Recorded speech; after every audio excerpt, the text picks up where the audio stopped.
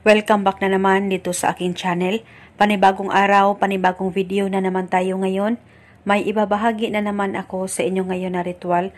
Ito'y simpleng gabay at simpleng pamamaraan at ito ay makakatulong sa inyo. At kung bago sa channel ko, ay huwag niyo pong kalimutang mag-subscribe at pindutin ang notification bell para palagi kayong updated sa mga bago kong videos. Gusto mo ba na siya ay agad-agad natatawag sa'yo? Lalong-lalo na nabigla na lang siyang nanlalamig at tuluyan na siyang hindi nagpaparamdam sa'yo. Gawin mo lamang itong ritual na ituturo at ibabahagi ko sa inyo ngayon.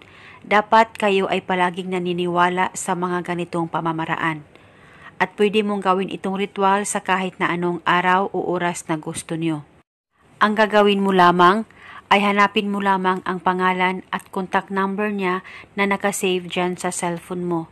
At pagkatapos ay hawakan mo ang cellphone mo at ilapit ito sa baba mo at ibulong mo lamang ang mga salitang ito. Pangalan at apelido, ikaw ay tatawag sa akin agad-agad. Ibulong mo lamang ito ng 7 beses. Dapat ikaw ay nakafocus at nakakonsentrate sa paggawa nito. At kung wala naman kayong contact number sa kanya, at kung meron kayong messenger name niya at kahit anong contact na meron ka sa kanya, ay pwede mo pa rin gawin ang ritual na ito at ibulong mo lamang sa cellphone mo ang spell. At pagkatapos mong magawa ang ritual na ito, tiyak siya ay tatawag at magpaparamdam sa'yo.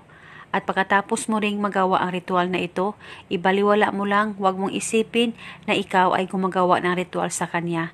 Nang sa ganon, ikaw ay mamangha na lang sa maging resulta nito. At pwede mo itong gawing ritual kahit ilang beses sa isang araw.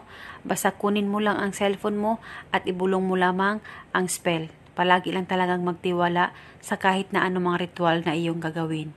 At ito muna sa ngayon. Maraming salamat po sa panonood.